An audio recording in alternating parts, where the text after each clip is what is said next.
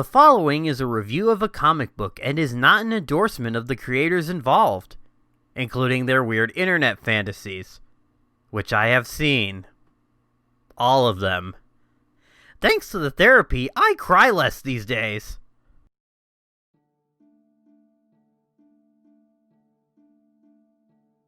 Hey guys, StarCraft here, and, well, time to go over Bigfoot Bill Volume 2, Finger of Poseidon, see where things left off. Plus, after I'm done with this, I'm also going to go over the Earthworm Jim 2 Fight the Fish preview comic as well. But, yep, let's just dive right in, shall we? Ain't no preamble, no nothing. Much like the Earthworm Jim, the Bigfoot Bill comic, we actually have a nice interior cover. We have the cover for the preview book as one of the interiors. As we then open up in Greece, 750 BC, we see a woman walking across the coast with her son, and basically saying, "My handsome boy, oh come, king of the seas," as Poseidon, obviously his full power, shows up, and the woman reveals, "Do you not remember me, my lord? I am Tosa of the shore." She's a nymph, of which she introduces him to his son, and he's not having any of it, and he's just chastising the boy. She basically says, "He is handsome like his father. Everyone for all time will know by his stature that he is your son. Then I strike him with ugly." And sure enough, oh man, Poseidon's an ass. The poor boy gets turned into, well, a cyclops, as Poseidon just walks off saying he's not my son.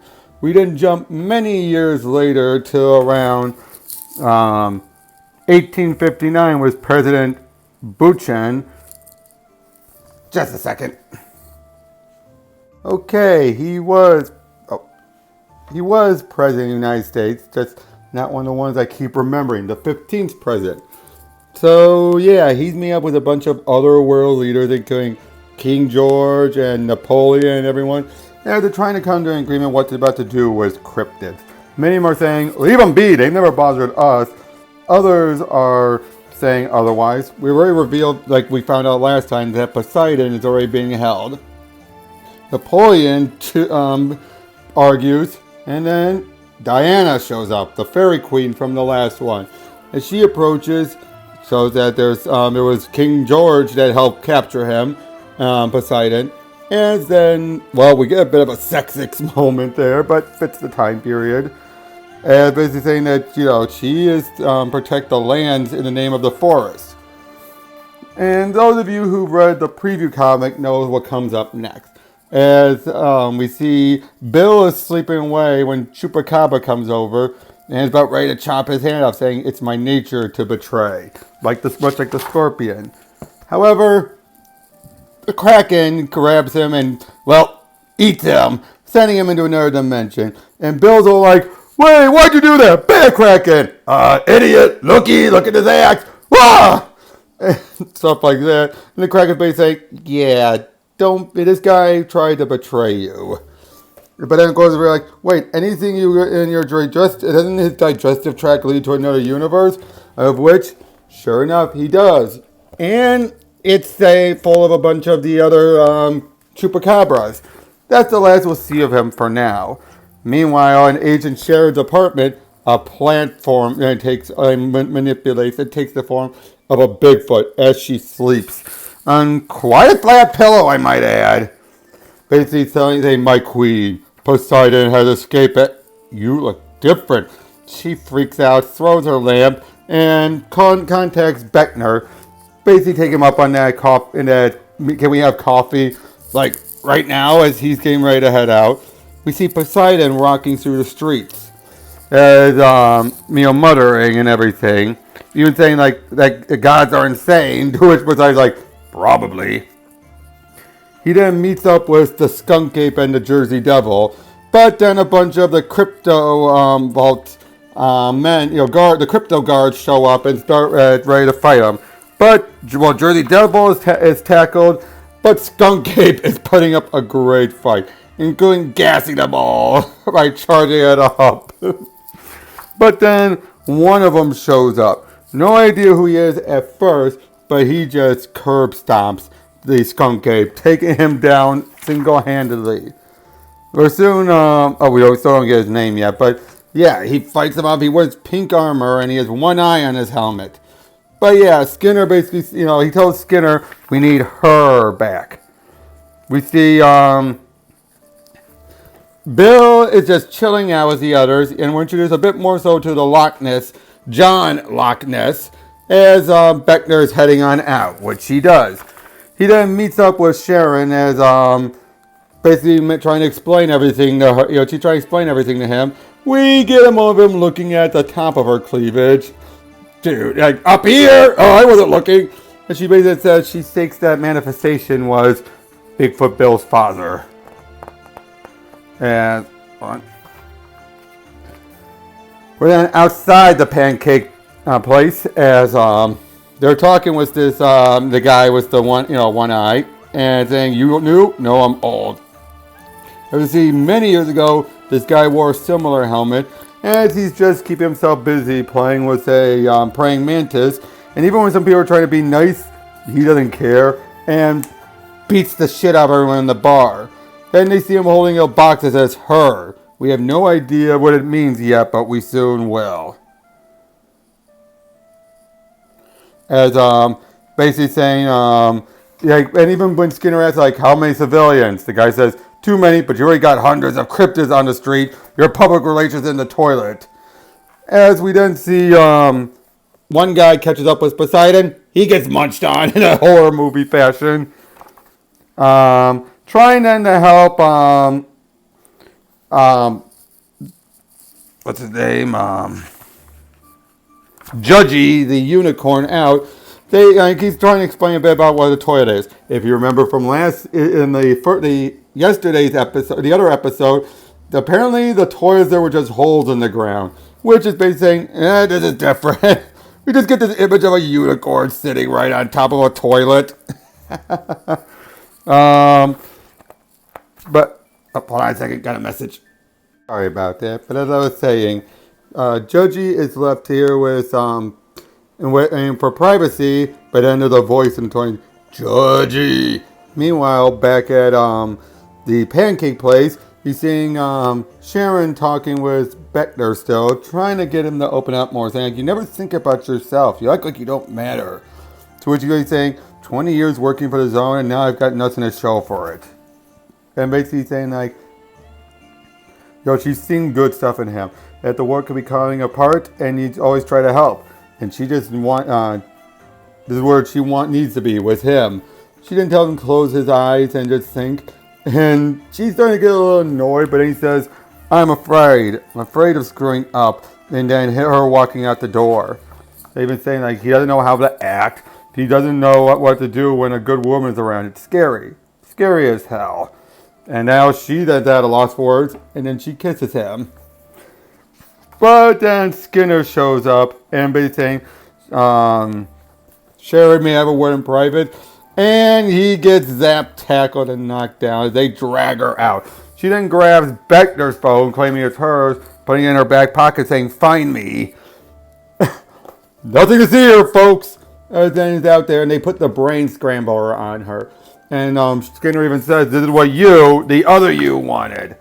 They then turn it on, and it's finally revealed that Sharon, her mind has been extracted, and it turns out she's been the princess and the fairy queen this whole time, and she doesn't remember anything being Sharon. That comes up a little bit later, but yeah, she's basically saying, well, what's the situation here? Well, as far as they know, she's been asleep for 20 years. And also, Skinner's car reacts to his voice and retinal. But yeah, basically, Poseidon is awake. We need to head to water. As Judgy comes out, and we get a nice little scene of them goofing around with the lightning power from the finger, blowing up light bulbs. They're all yucking it up. As Beckner runs in, basically saying, Sharon's being kidnapped by Skinner, all that stuff. You have a brief moment of them just only listen to a few words and being all like, oh, wait. And wait, did you just say you got kissed? Oh, good man. And he runs and grabs his backup phone and says, yeah, they gotta find her. Again, everyone's trying to keep up to the day what's going on. Judgy comes with as they all hurry on out into the car as they start heading out. As basically now we start to get a bit more explanation saying, why do you never know what the crypto guards are up to under General Skinner. The crypto zone was a prison all along. To which Bill is saying, you always made it sound like it was home. We were ordered to keep the cryptos comfortable so you wouldn't escape. But I'm glad you didn't listen, Bill. Why keep us locked up? We're the good guys, right? Hold on a second. Sorry about that again. Won't happen again. But yeah, there's a going on basically saying, Beckner's pointing out, most of you are, but not Poseidon. He's the reason why the crypto zone exists. I've gotten to know so many of you over my career, and you're just like other people. Some good, some bad. Even the cryptos trying to help Poseidon aren't necessarily evil. I assume he promised to help them find their families.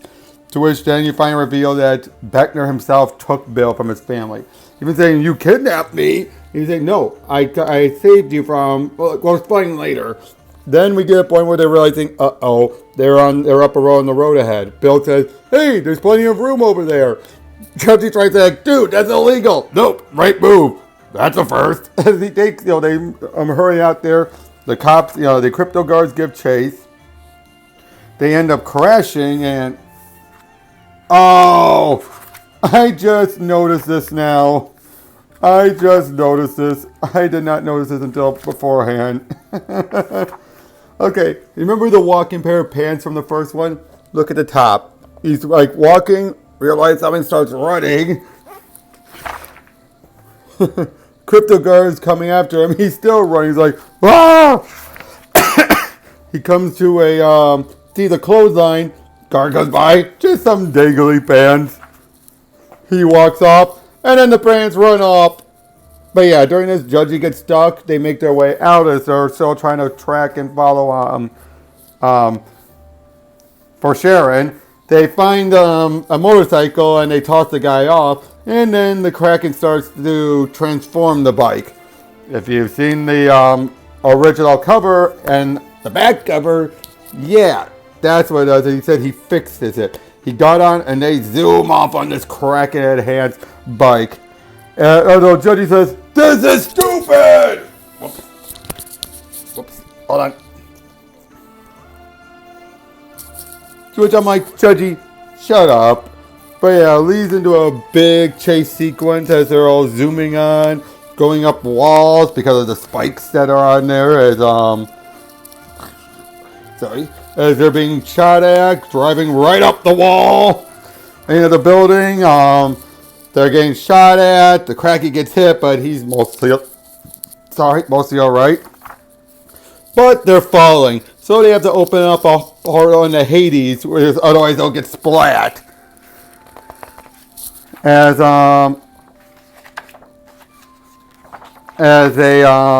we didn't see Poseidon running as they're trying to give chase. Meanwhile, the others are in Hades walking around, where we find out Hades doesn't look that different from the real world. So it is not so much the afterlife per se.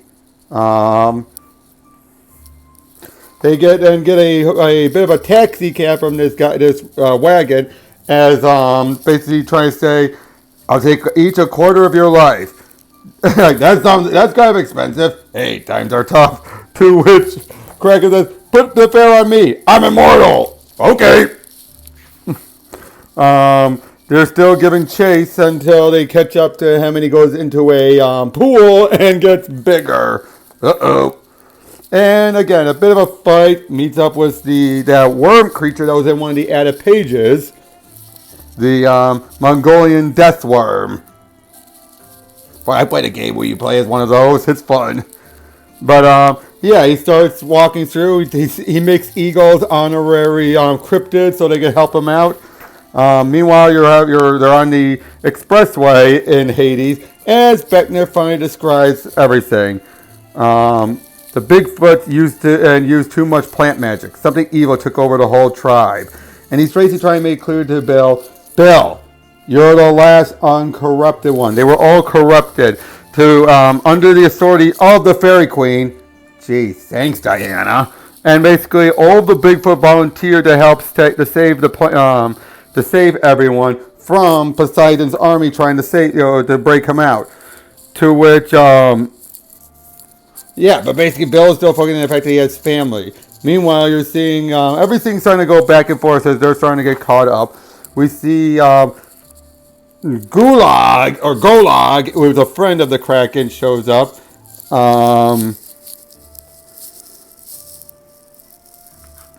We get a nice moment of it, like, hey, what's up, buddy? Basically, they're chit-chatting a bit more. When one boy gets mad, Bill bows before him and basically like, oh, you're showing respect, huh? But basically saying how he's pretty lonely. They're ready to come across, but then he's like, hey, you got friends, I don't. Get back here! As he's about ready to pile drop on them or whatever, dive bomb on them. But they're able to transport out of there in time. Meanwhile, Diana meets up with Poseidon and keeps playing to his heart, basically saying how I'm Diana, Queen, the Fairy Queen. I rule the forest. I have to protect my interests, but perhaps we can make a better agreement because he still wants to flood the earth. And basically, they're starting to do it, but then it's all distraction to zap him with a dehydration worry as he's reduced back down to nothing. As he's starting to fall apart, his tail falls off, and they apprehend him, ready to take him away again. But then the others show right back up, and just in time too, as they see the guy in pink again. But when they realize who it is, they start to run. They make their way through. Meanwhile, you see the Death Worm is getting ready to, short out the car.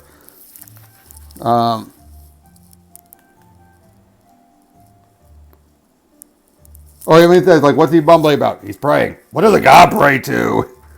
But yeah, the car stalls. They make their way in and they find Doppelganger. Again, from the extended version of the book. As he's been hiding this whole time. He wanted to use a real toilet. He finally is. I'm going to need therapy after this.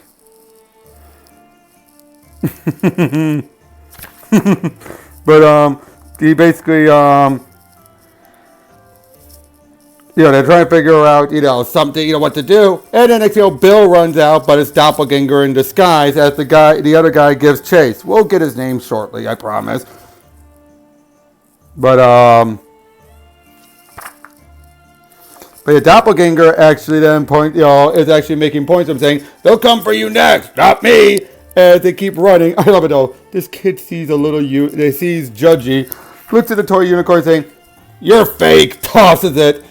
They're running out. They finally catch up, rip the door off the car and go and confront Sharon. But Diana has no idea who Beckner is. He was like, they took your mind. You did this.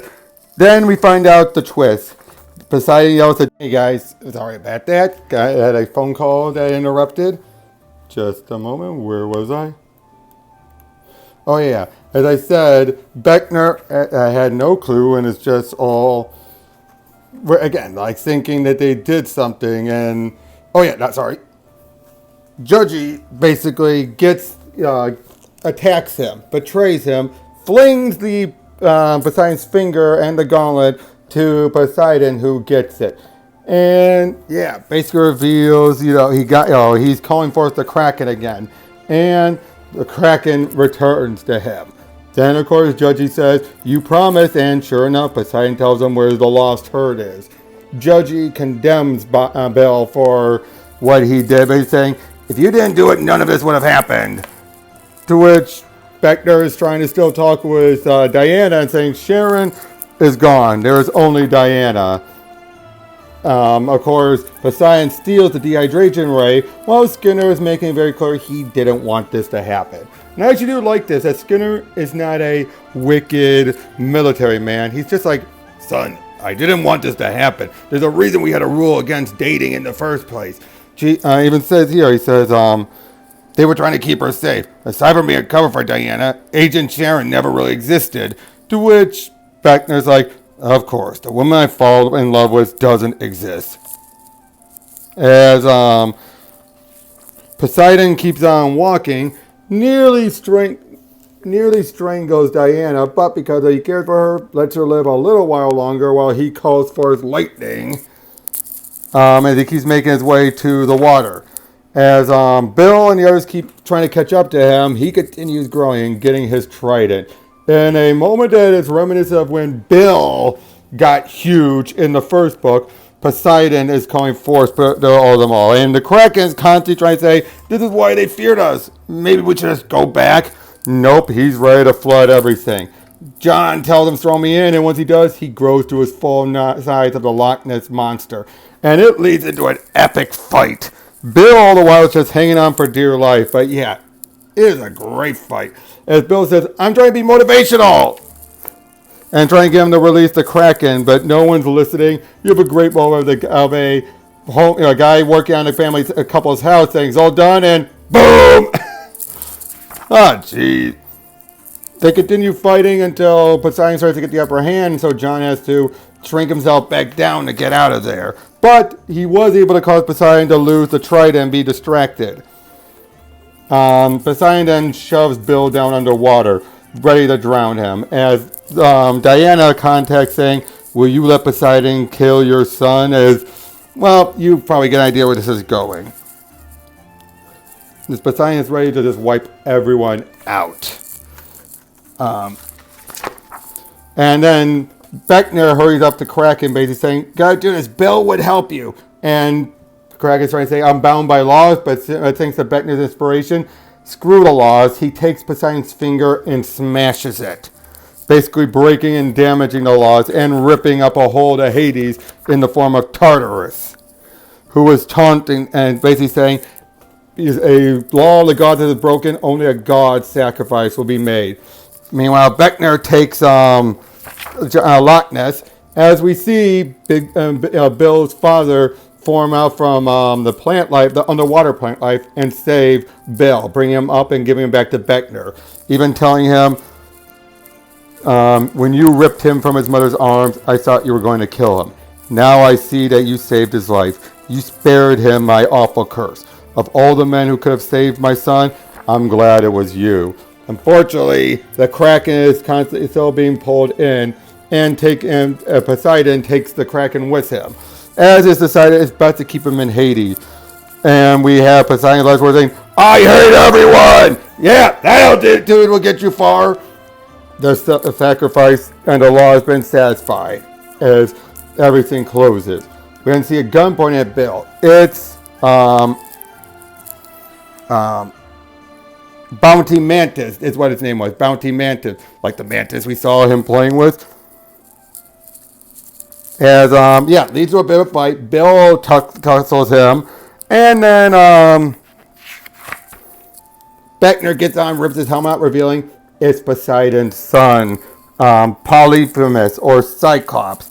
Then we see his mother appear, just disown him pretty much as he runs off. Although it's revealed to be Doppelganger.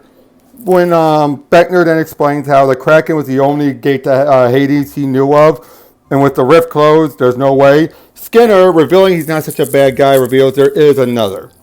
In another one of their cryptozone facilities. There's about 13 to be exact, and one is in Turlock. So they decide, let's go and use it. They decide to take the Skinner's car, to which Skinner's like, good luck with that. Diana then tries to say, I just wanted to say, Beckner's like, I don't care what you want to say. She's basically trying to tell him, trying to say, your feelings for Agent Sharon were real, even though she was just a temporary person. Are you my therapist now? I am not a therapist. I'm a fairy queen. It was a joke. Sharon would have laughed. As he leaves, sadly, as they drive off, and Doppelganger takes Skinner's form so they can activate the car. Diana then feels like something about it makes me feel strangely safe. We end the issue with these look-alike little guys, scientist guys, gathering up Poseidon's bones, and that's the end. What can I say? and the first one sets things up. This takes the ball and runs with it, and yet it kind of really brings stuff out to a bit of a close with Poseidon, but still opens the door for so much more. The stuff with Beckner and Sharon, it's heartbreaking. It really is. I almost forgot. When they drive off, Beckner's leaving his arm on the brain scrambler that still has Sharon's identity in it. So who knows? But still, it was heartbreaking to find that out because it was nowhere near implied at all. And when this was revealed, I was like, oh, shit. The artwork is still amazing. The action is great. Bill is still a great character. Yeah, it's just so good. Now, as far as the Earthworm Jim fight the fish, I'm not going to go over this too much, but we have Bob the fish and all of his cat warriors heading down there as we see Princess What's-Her-Name finding one of the farmer's ex-wife's dresses and looks it over. And he basically, Farmer Jim says, you can keep it, basically convincing him you should be your own person, and she thinks about it. And sure enough, we eventually see while he's making breakfast, she shows up looking lovely. Yes, she didn't think that suit was her skin and skin at all. And she's still doing the typical thing of eating butter and drinking syrup, not knowing what's what. But then the cats show up. They fight it out quite a bit. Oh, I show the point that she actually gets her name finally. Luana. That's a cute and adorable name. But then Bill shows up. Not Bill. I get it mixed up. Jim shows up and says, put down my girlfriend. And he starts acting very different. Unfortunately, as the fight goes on, we see Bill and Bob is there. I'm saying Bill. Bob is there and hypnotizes Jim and basically taunts him with images of Psycho, which eventually leads to the suit to activate with anti-grav, and they all escape getting out of there. This preview comic then ends with, them taking off, trying to take him back to the Queen, and we basically get an understanding of what's going on. Jim, we knew from after he got bitten in half by the Jim we saw throughout all of Earthworm Jim 1. Even when he got bitten in half, that head who got destroyed at the end is dead. But the one we have now is from his butt. I guess you could say he's a butt head. Has regenerated thanks to the suit and has basically reformed and become but he has no memories from the moment he was bitten. So in other words, all of the growth he had from the moment he was bitten towards the end, gone. Plus, he's a bit more paranoid at the moment because it was that second brain is connected to his defense mechanism. So, yeah, we're getting a bit of a regression, but it's going to probably make a lot more sense. The Mike Mignola cover is wickedly creepy, but cool. And, yeah, that's everything. I gotta say, this is so good. Is it better than the first one? I'm not judging it in that way. I'd say it's a great continuation of where things are going, and I just want to know what happens next. Although if I recall from my interview with Doug, he's going to take a bit of a breather and try and plot out both books and both series all the way through before he continues on. To which I say, all the luck to you, man. Can't wait for them. So yeah, until the next time, I'll see you guys later.